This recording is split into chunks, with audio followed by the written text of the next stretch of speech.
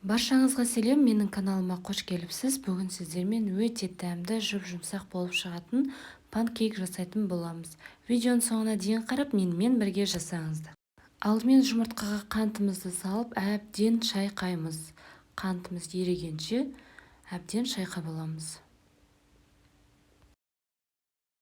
Сосын оған өте жұп-жұмсақ сары майымызды салып, әбден араластырдық. Негізі сары майды ерітуіңізге болады. Ерітіп алсаңыз тіпті жақсы. Сосын айран немесе сүт. Негізі панкейкте сүт қосады, бірақ айранмен тіпті әдемі болып шығады. Електен өткізілген ұнға қопсытқыш салып араластырып, осылай 2-3 рет бөліп отырып, әбден араластырамыз. Біздің массамыз осындай қоймалжың масса болып шығады.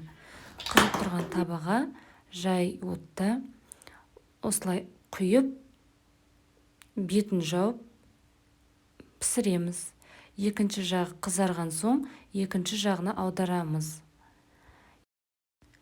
Міне біздің панкейктеріміз пісті. Өте оңай жасалынады, өте жұп-жұмсақ. Міндетті түрде жасап көруге кеңес беремін. Сіздермен болған үмиті, астарыңыз дәмді болсын.